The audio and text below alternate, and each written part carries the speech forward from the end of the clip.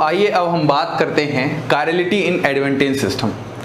हम लोग axial chirality की बात कर रहे हैं कहीं ना कहीं, तो अब हमारा जो अगला कंपाउंड है वह है हमारे पास एडवेंटेज सिस्टम।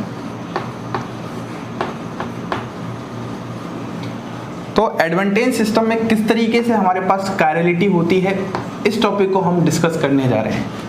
तो अब हमें इसके अंदर क्या क्या पढ़ना है एक बार सबसे पहले बात कर लेते हैं। सबसे पहले हम बात करेंगे स्ट्रक्चर ऑफ एडवेंटेज सिस्टम, कि आखिर किस तरीके से एडवेंटेज कंपाउंड हमारे सामने दिखेगा। उसके बाद हम यहाँ पर कुछ थोड़ा सा एक बेसिक इंट्रोडक्शन लेने वाले हैं जो कि उसी स्ट्रक्चर से रिलेटेड होगा।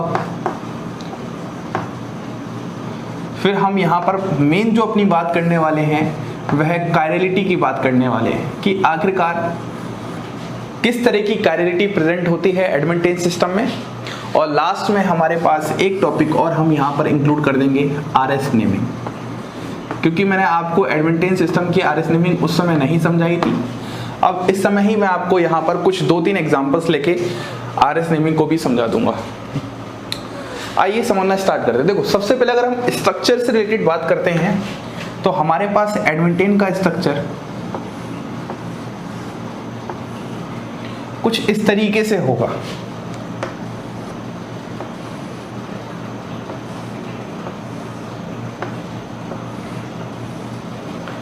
ये होता है हमारे पास एडवेंटेज सिस्टम। आप सबसे पहले एक साइक्लोहेक्सेन इस तरीके से बनाओगे और फिर यहां पर ये वाली जो पोजीशंस हैं, इन पोजीशंस को आप एक्सटेंड करोगे और इन्हीं पोजीशंस को हम बोल देते हैं ब्रिज हेड पोजीशन। और जिसमें से ये वाली पोजीशन में हमारे पास क्या है, ब्रिज हेड पोजीशन। तो ये भी हमारे पास ब्रिज हेड कार्बन है, ये भी हमारे पास ब्रिज हेड कार्बन है, ये भी हमारे पास ब्रिज हेड कार्बन है और ये भी हमारे पास ब्रिज हेड कार्बन है। अब एडवेंटेज सिस्टम में सबसे खास बात क्या है कि यहाँ पर किस तरीके का प्लेन मौजूद होता है। तो इस बात को हम समझने के लिए एक बात नोट में कर सकते हैं। जो प्लेन अमोनिया मॉलिक्यूल में प्रेजेंट होता है, अमोनिया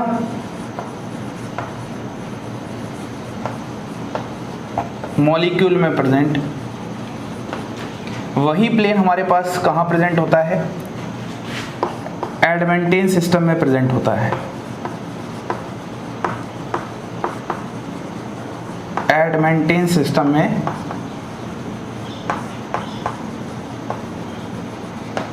प्रेजेंट होता है। ठीक है, तो सबसे पहले आपने स्ट्रक्चर समझ चुका है। अब हम थोड़ा सा कायरलिटी की तरफ मूव करते हैं। देखो, ये टॉपिक बहुत इंटरेस्टिंग है। यदि मैं आपसे कायरलिटी इन एडवेंटेज सिस्टम की बात करूंगा तो हमारे पास यहां पर 2 तरह की कायरलिटी होती है। एक तो हमारे पास कायरलिटी होती है सेंट्रल कायरलिटी। पहले मैं दोनों ही कायरलिटी को समझा दूंगा, उसके बाद मैं यहां पर डिफरेंट एग्जांपल लेके आने वाला हूं। और जो दूसरी कायरलिटी होती है वो यहां पर होती है आपके पास एक्सियल कायरलिटी। देखो, सबसे पहले हम लोग सेंट्रल कायरलिटी को समझते हैं। अगर आप जरा इस स्ट्रक्चर को ध्यान से देखोगे तो इस स्ट्रक्चर में आपके पास क्या है, ब्रिज हेड पोजीशन है। यदि हम क्या करें, यदि हम ब्रिज हेड पोजीशंस पर, ब्रिज हेड पोजीशन कह लो या ब्रिज हेड कार्बन पर, और कितने हैं ब्रिज हेड कार्बन आपके पास, 4 हैं। इन पर अगर हम डिफरेंट सब्स्टिट्यूएंट लगा दें, इन पर अगर हम डिफरेंट सब्स्टिट्यूएंट लगा दें तो वहां पर आपके पास सेंट्रल कायरलिटी आप क्या कर दोगे, जनरेट कर दोगे। बस इतनी सी बात आपको समझनी है। सेंट्रल कायरलिटी किस तरीके से जनरेट होगी, ये जो आपके पास 4 डिफरेंट ब्रिज हेड कार्बन दिख रहे हैं, इस पर अगर आप चारों डिफरेंट ग्रुप लगा दोगे तो यहाँ पर सेंट्रल कायरलिटी डेवलप हो जाएगी। मतलब यहाँ पर आपको कोई भी प्लेन ऑफ सिमेट्री, कोई भी सेंटर ऑफ सिमेट्री, कोई भी अल्टरनेटिंग एक्सिस ऑफ सिमेट्री नहीं मिलने वाली। मतलब कोई भी आपके पास सिमेट्री एलिमेंट प्रेजेंट नहीं होने वाला ऐसा करने से। और अगर आपके पास कोई भी सिमेट्री एलिमेंट नहीं प्रेजेंट होने वाला, इसका मतलब वहां मिरर इमेज कैसे आने वाली है, non super imposable mirror image आने वाली है, और मॉलिक्यूल कैसा होने वाला है, कायरल मॉलिक्यूल होने वाला है। अब इस ही बात को समझने के लिए मैं आपके सामने कुछ डिफरेंट एग्जांपल्स दूंगा जो कि आपको सेंट्रल कायरलिटी के एग्जांपल्स को समझाएंगे। लेकिन अगर हम इन जनरल बात कर लेते हैं तो इन जनरल मैं आपको ये समझाने की कोशिश कर रहा हूं।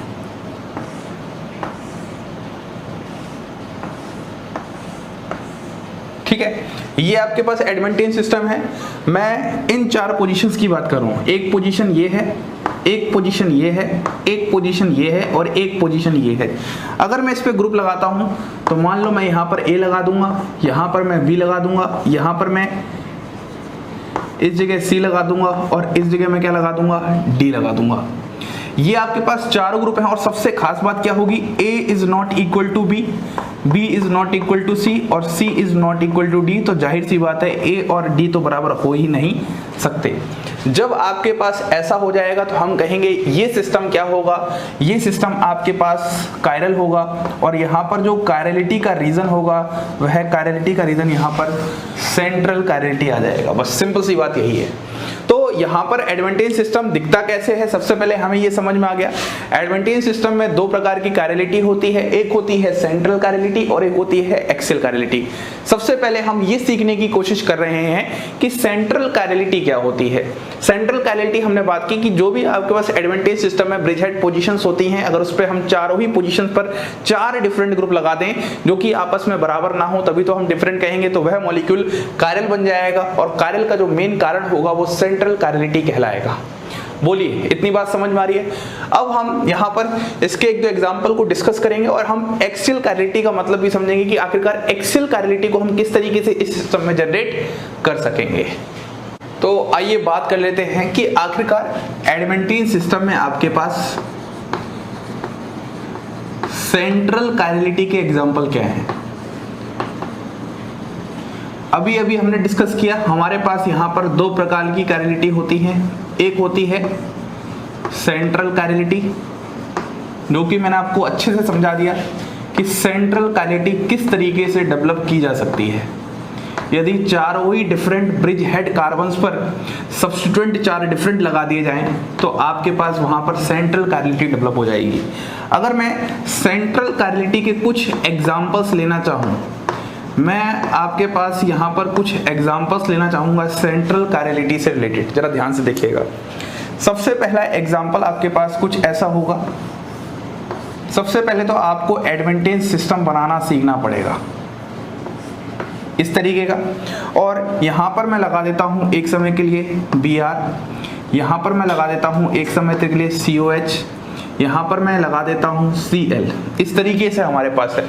अगर आप जरा ध्यान से देखोगे तो यहाँ पर इस एडवेंटेज सिस्टम में चारों ही ब्रिज हेड कार्बन्स पर 4 डिफरेंट ग्रुप्स हैं। कैसे देखो, एक पर आपके पास क्या लगा हुआ है, Br लगा हुआ है, एक आपके पास क्या लगा हुआ है, COH लगा हुआ है, एक आपके पास क्या लगा हुआ है, Cl लगा हुआ है, और एक आपके पास क्या लगा हुआ है, H लगा हुआ है। तो हमने यही तो सीखा था कि अगर सेंट्रल कायरलिटी को शो करेगा एडवेंटेज सिस्टम तो वहां पर चारों ब्रिज हेड पोजीशंस पर 4 डिफरेंट ग्रुप्स होने चाहिए। तो हम बोलेंगे ये जो मॉलिक्यूल है, यह मॉलिक्यूल हमारे पास क्या है, कायरल मॉलिक्यूल है। आ रही बात समझ में। अगर मान लो मैं और एग्जांपल्स की बात करता हूं यहाँ पर इसी से रिलेटेड, तो और भी डिफरेंट एग्जांपल ले सकते हैं। बस आप यहाँ पर अब क्या करोगे, ग्रुप्स चेंज करते जाओ, आपको जितने मरीज चाहें उतने डिफरेंट एग्जांपल्स मिल जाएंगे। जैसे मैं यहाँ पर COH लगा लेता हूँ, यहाँ पर मैं Br लगा देता हूँ, यहाँ पर मैं H लगा देता हूँ और यहाँ पर मैं Cl लगा देता हूँ।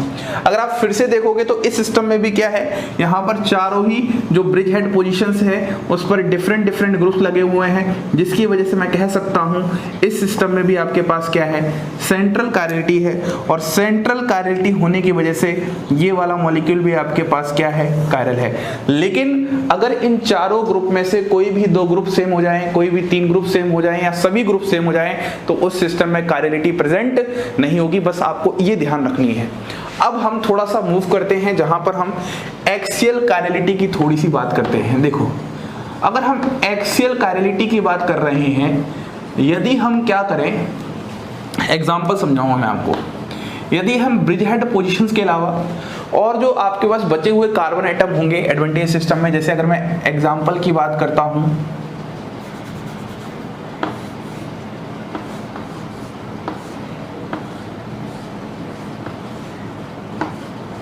ठीक है, ये एडवांटेज सिस्टम है। अगर इस बार मैं क्या करूं, ब्रिज हेड पोजीशंस, ये ब्रिज हेड कार्बन है आपके पास, इन ब्रिज हेड कार्बन की जगह अगर मैं बचे हुए कार्बन पर सब्स्टिट्यूशन करता हूं, जैसे एक तो बचा हुआ कार्बन ये वाला है, यहां पर मैं लगा देता हूं A, यहां पर मैं लगा देता हूं B, यहां पर मैं लगा देता हूं D और यहां पर मैं लगा देता हूं E। बस शर्त ये होनी चाहिए कि जो A है वो B के बराबर नहीं होना चाहिए और जो D है वो E के बराबर नहीं होना चाहिए। तो यह सिस्टम किस तरीके से एक्ट करेगा, ये जो पूरा सिस्टम आपको इतना दिख रहा है, ये पूरा सिस्टम जो आपको इतना दिख रहा है, इसको आप एलीन की तरह ट्रीट कर लो, एलीन की तरह ट्रीट करो। और किस तरीके के एलीन की तरह ट्रीट करोगे, जहां पर आपके पास इवन नंबर ऑफ रिंग होंगी। तो उस वाले केस में भी ऐसे ही तो था कि जहां पर even number of double bond थी, उस even number of double bond के साथ यदि वहां पर टर्मिनल पर डिफरेंट ग्रुप्स हों तो वह मॉलिक्यूल कैसा हो जाता था, कायरल हो जाता था। और इस कायरलिटी का इस बार कारण क्या है, इस कायरलिटी का इस बार कारण है एक्सियल कायरलिटी। क्या आपको थोड़ा सा आइडिया समझ में आया? देखो, सेंट्रल कायरलिटी तब डेवलप होती है जब ब्रिज हेड पोजीशंस पे आपके पास चारों ग्रुप डिफरेंट हो। अगर मैं ब्रिज हेड पोजीशंस की जगह बाकी जो बची हुई पोजीशन है वहां पर ग्रुप्स लगा दूं तो यहाँ पर 3 डिफरेंट पेयर्स बन सकते हैं, एक इसके साथ बात कर सकते हैं, एक इसके साथ, एक इसके साथ। तो इस तरीके से आप 3 डिफरेंट पेयर्स क्रिएट कर सकते हो। तो हम ये चीजें समझने की कोशिश करेंगे कि ये वाली जो सिस्टम है ये भी कायरल है, लेकिन शर्त क्या है, यहाँ पर ये A और B के बराबर नहीं होना चाहिए, D और E के बराबर नहीं होना चाहिए। ये भी मॉलिक्यूल कायरल है और इस बार इस मॉलिक्यूल की कायरलिटी का जो रीजन है वो क्या है, एक्सियल कायरलिटी। मतलब अगर मैं आपके सामने एक एग्जाम्पल लिखता हूँ, इस तरीके का एग्जाम्पल है कुछ, ये आपके पास एडवांटेज सिस्टम है, बोलो एडवांटेज सिस्टम है। मैं यहां पर लगा देता हूं H, यहां पर लगा देता हूं Cl, यहां पर मैं लगा देता हूं Br और यहां पर मैं लगा देता हूं COH। मुझे बताइए क्या ये मॉलिक्यूल कायरल है या नहीं है? अगर आप मॉलिक्यूल देखकर ये बता पा रहे हो कायरल है या नहीं है तो समझ जाइए आप टॉपिक समझ चुके हो।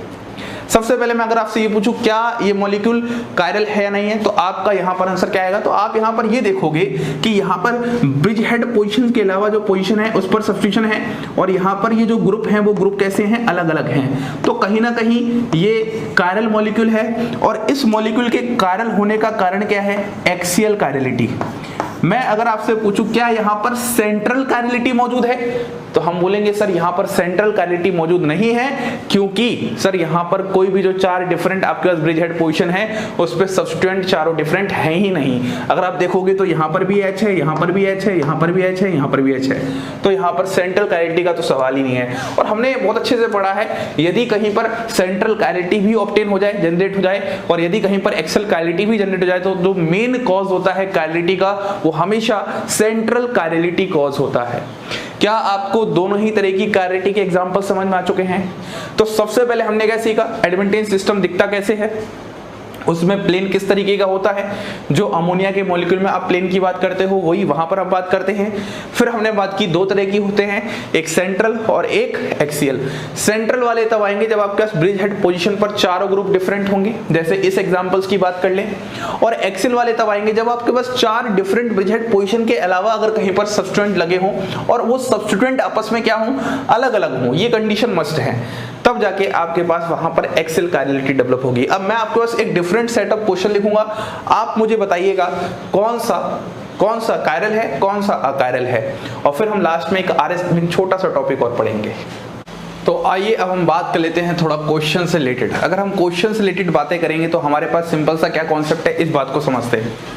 यहाँ पर इन सभी कंपाउंड्स में हमें ये बताना है कौन सा कायरल है और कौन सा अकायरल है। अब इन क्वेश्चंस में सिर्फ आपको 2 बातें याद रखनी है। सबसे पहले आपको ब्रिज हेड पोजीशन देखनी है। अगर ब्रिज हेड पोजीशंस पर चारों ग्रुप डिफरेंट हैं, 4 ब्रिज हेड पोजीशंस पे, तो वहां पर chirality due to central chirality है।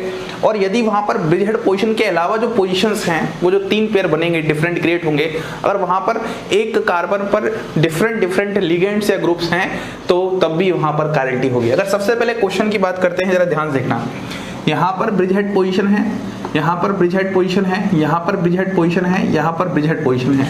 हमें साफ साफ पहले क्वेश्चन में यही देखकर पता चल रहा है कि चारों ही ब्रिज हेड पोजीशन पर 4 डिफरेंट ग्रुप्स हैं। A is not equal to B, is not equal to C, is not equal to D। तो हम बोलेंगे यहाँ पर हमारा जो मॉलिक्यूल है वह क्या है, कायरल है। और जो कायरलिटी का मेन कॉज है वह रीजन क्या है हमारे पास, सेंट्रल कायरलिटी। सेंट्रल कायरलिटी, कभी कभी क्वेश्चन ये भी आ सकता है कि किस वजह से है, तो पता होना चाहिए। इस सवाल की बात करते हैं, बहुत आसान सवाल है। देखो यहाँ पर चारों ही ब्रिज हेड पोजीशंस इस तरीके से आपको दिखाई दे रही होंगी, जहां पर इस बार देखो ये A और A क्या है, सेम है। तो मैंने बोला अगर चारों ब्रिज हेड पोजीशन पर अगर वो डिफरेंट नहीं है, अगर सेम भी हो जाए, तो ये मॉलिक्यूल आपके पास क्या हो जाएगा, अकायरल हो जाएगा, अकायरल हो जाएगा। इस मॉलिक्यूल की बात करते हैं, जरा ध्यान से देखो, यहाँ पर ब्रिज हेड पोजीशंस पर चारों ग्रुप लगे हैं, लेकिन इस बार ये वाले ग्रुप क्या है, सेम है। अगर ऐसा एक भी बार कुछ आ जाए तो हम बोलेंगे ये मॉलिक्यूल हमारे पास क्या होगा, अकायरल हो जाएगा। इस देखो बहुत स्पीड में, मतलब इसमें आपको कोई भी टाइम नहीं लगाना। अगर एक बार आपको कॉन्सेप्ट क्लिक कर गया कि हाँ ऐसा होता है, तो एक बार सीख जाओ करना क्या होता है, फिर तो वही करना होता है जो हो रहा होता है। चलिए शुरू करते हैं इस वाले में। यहाँ पर COH है, यहाँ पर कुछ नहीं लगा तो H होगा, यहाँ पर कुछ नहीं लगा तो H होगा, यहाँ पर Me है, तो H और H इस बार क्या हो गए, सेम हो चुके हैं, इसलिए इस बार ये मॉलिक्यूल भी क्या हो जाएगा, अकायरल मॉलिक्यूल हो जाएगा। इस वाले एग्जांपल की बात करते हैं। देखो यहाँ पर ब्रिज हेड पोजीशन पर तो कोई ग्रुप नहीं है, लेकिन यहाँ पर देखो जरा ध्यान से, तो ये एलिन सिस्टम जैसा कुछ बन रहा है, लेकिन यहाँ पर इस बार H और H सेम है, तो ये मॉलिक्यूल क्या हो जाएगा, अकायरल। अगर ये डिफरेंट होता तो हम बात करते कायरल, और कायरल होता उसका रीजन क्या होता, एक्सियल कायरलिटी। इस वाले मॉलिक्यूल की बात करते हैं, यहाँ पर ब्रिज हेड पोजीशन पे नहीं, यहाँ पर ग्रुप लगे हुए हैं, बहुत सिंपल है, ये ग्रुप अलग है, ये ग्रुप अलग है, ये ग्रुप अलग है, ये ग्रुप अलग है। अगर यहाँ पर इंडिविजुअल कार्बन एटम पर डिफरेंट ग्रुप्स हैं, इसका मतलब हम बोलेंगे ये मॉलिक्यूल आपके पास क्या है, कायरल है। और कायरलिटी का इस बार मेन कॉज क्या होगा आपके पास, एक्सियल कायरलिटी। बस खत्म हो गया, इतनी सिंपल सी बात आपको समझानी थी मुझे, बस खत्म। अब अगर मैं क्वेश्चन नंबर 7 की बात करता हूं, मुझे बताइए इस वाले केस में क्या होने वाला है। बहुत आसान क्वेश्चन है। 7th क्वेश्चन में हम लोग अगर बात करेंगे तो देखो जरा ध्यान से, यहाँ पर Me है, यहाँ पर Cl है, यहाँ पर COH है, और यहाँ पर आपके पास क्या होगा, H होगा। सिंपल सी बात है, बोलो। तो चारों ही ग्रुप डिफरेंट है, तो हम बोलेंगे यहाँ पर भी मॉलिक्यूल आपके पास क्या है, कायरल है। और इस बार कायरलिटी का जो रीजन है वो क्या है, सेंट्रल कायरलिटी, सेंट्रल कायरलिटी। तो ये हमने कुछ डिफरेंट क्वेश्चन देख चुके हैं, ऐसे बहुत सारे डिफरेंट तरह के क्वेश्चन बन जाएंगे, उसमें आपको कुछ ज्यादा वो दिमाग नहीं लगाना। अब मान लो मैं यहाँ पर एक काम करता, हाँ ये ले लिया, Me और COH रखता और H सेम हो जाते, तो यहाँ पर अकायरल था। तो ये कुछ डिफरेंट एग्जांपल थे। एक लास्ट पार्ट और हम एग्जांपल के थ्रू ले लेते हैं, जहां पर मैं आपको RS नेमिंग सिखाऊंगा। एक बार तो मैं RS नेमिंग तब सिखाऊंगा जब आपके पास कोई ग्रुप ब्रिज हेड पोजीशंस पे लगा हो, और एक बार मैं RS नेमिंग तब सिखाऊंगा जब आपके पास एलिन सिस्टम बन रहा हो। तो एलिन सिस्टम के टाइम तो बहुत आसान है, क्योंकि हमने एलिन में कर रखा है, वहां तो एक एक्सिस खींचनी है, और एक्सिस हमेशा कहां से शुरुआत होगी, जहां पर स्टोइकोकेमिस्ट्री डिफाइन नहीं होगी, और कहां तक जाएगी, जहां पर स्टोइकोकेमिस्ट्री डिफाइन होगी। चलिए बात करते हैं सारी। तो आइए अब हम लास्ट में बात कर लेते हैं RS नेमिंग से रिलेटेड। हमारे पास एडमेंटेन सिस्टम में RS नेमिंग आखिरकार 2 तरीके से हम यहाँ पर करने वाले हैं। मतलब 2 तरीके से क्या, मतलब 2 तरह के सिस्टम आपको दिखेंगे। अगर मैं सबसे पहला एक एग्जांपल लेता हूँ, एग्जांपल नंबर 1, जरा ध्यान से देखना। तो एग्जांपल नंबर 1 को मैं सबसे पहले डिफाइन करता हूँ। हमारे पास यहाँ पर इस तरीके का ये मॉलिक्यूल है, जिसको आप एडमेंटेन सिस्टम कहते हो, ठीक है। और यहाँ पर मैं ग्रुप लगा देता हूँ। यहाँ पर आपके पास क्या है, Br है, यहाँ पर आपके पास क्या है, COH है, यहाँ पर आपके पास क्या है, Me है, और यहाँ पर आपके पास क्या है, H है। सबसे पहले आपको ये देखो, ये कंपाउंड कायरल है या नहीं है, बिल्कुल ये कायरल है, तो यहाँ पर हम RS नेमिंग कर सकते हैं। अब आपको इसमें थोड़ा सा इसी मॉलिक्यूल को इस तरीके से देखना है, जैसा मैं दिखाना चाहता हूँ। यही मॉलिक्यूल आपको कुछ इस तरीके से देखना है। यहाँ पर Me है, यहाँ पर COOH है, यहाँ पर Br बाहर की तरफ नजर आएगा, और यहाँ पर अंदर की तरफ H नजर आएगा। जरा ध्यान समझो, क्या ये मॉलिक्यूल इस तरफ नजर आ रहा है, यहाँ पर Me है, यहाँ पर COH है, दोनों प्लेन में है, ये Br बाहर की तरफ, मतलब इसको मैं ऐसे दिखाऊंगा और ये H अंदर की तरफ। जब भी आपके पास ब्रिज हेड पोजीशन की वजह से कैरेलिटी आए और वहां पर RS नेमिंग करना हो तो सबसे पहले मॉलिक्यूल को ऐसे बनाओ। अब खत्म हो गया। डैश वेज में कैसे करते थे, नंबरिंग कर दो, ये आपके पास नंबर 1 प्रायोरिटी, ये आपके पास नंबर 2 प्रायोरिटी, ये आपके पास नंबर 3 प्रायोरिटी और ये आपके पास नंबर 4 प्रायोरिटी। क्योंकि डैश पर 4 है तो जो आंसर रहेगा वही वहां पर रिमेनिंग रहेगा, कोई चेंज नहीं करना। तो 1 2 3 के लॉन्ग जब आप मूव करोगे तो यहाँ पर क्या आ रहा है, एंटी क्लॉकवाइज। और हमें पता है डैश पर जब क्लॉकवाइज होता है तो R होता है, तो अगर एंटी क्लॉकवाइज होगा तो आपके पास यहाँ पर आंसर क्या हो जाएगा, S हो जाएगा। बोलिए कितना सरल है। अगर मैं यहीं पर आपसे फिर अब एग्जाम्पल नंबर 2 की बात करता हूँ, तो एग्जाम्पल नंबर 2 में जो कैरेलिटी का रीजन है वो कैसा है, वो सेंट्रल कैरेलिटी है। कैसी है, सेंट्रल कैरेलिटी है। जरा ध्यान से देखना, ये आपके पास एडवेंटेज सिस्टम है इस तरीके का, यहाँ पर बना दिया, यहाँ पर मैं लगाता हूँ COOH H, और देखना यहाँ पर मैं लगाता हूँ H और यहाँ पर मैं लगाता हूँ COOH। जब इस तरह के कंपाउंड में हम कैरेलिटी की बात कर रहे हैं तो यहाँ पर भी कैरल है और एक्सिल कैरेलिटी है। तो इस तरह की RS नेमिंग करने के लिए आपको सबसे पहले यहाँ से ऐसे लाइन खींचनी पड़ेगी, और लाइन हमेशा कहाँ से शुरू होती है, जहाँ पर स्टीरियोकेमिस्ट्री डिफाइन नहीं है, और कहाँ पर जाती है उसकी हेड, जहाँ पर स्टीरियोकेमिस्ट्री डिफाइन है। तो यहाँ से अगर आप नंबरिंग करोगे, ये 1 हो जाएगा, ये 2 हो जाएगा, यहाँ पर 3 हो जाएगा, यहाँ पर 4 हो जाएगा, 4 डैश पे है, आंसर वही रहेगा। अगर आप 1 2 3 कॉलम रोटेट करोगे तो यहाँ पर कैसा आ रहा है, एंटी क्लॉकवाइज, तो आपका आंसर क्या हो जाएगा, S। तो इस तरीके से आप RS नेमिंग कर लोगे और बहुत सारे डिफरेंट एग्जांपल्स आपके सामने आएंगे, आप आसानी से बता पाओगे। लेकिन आपको उस मॉलिक्यूल को यहाँ पर फील करना आना चाहिए। इस वाले में एक्सिल कैरेलिटी थी तो इसलिए एलिन जैसी हमने इसमें बातें की, एक कैरल एक्सिस खींचकर यहाँ पर RS नेमिंग किया। इस वाले को हमने सबसे पहले डैश वेज में कन्वर्ट करना सीखा और फिर हम RS नेमिंग कर पाएंगे। ठीक है, तो यहाँ पर हमारा एडवेंटेज सिस्टम होता है कंप्लीट। उम्मीद करता हूँ आपको सब कुछ समझ में आ चुका है, और यहाँ पर हमारी एक्सिल कैरेलिटी से रिलेटेड सारी बातें होती है कंप्लीट। अब नेक्स्ट लेक्चर में आपके सामने आएगा जहाँ पर मैं आपको प्लेनर कैरेलिटी के मॉलिक्यूल्स और हेलिकल कैरेलिटी के मॉलिक्यूल्स के बारे में समझा रहा हूँ। इसी के साथ आप सभी लोगों को धन्यवाद।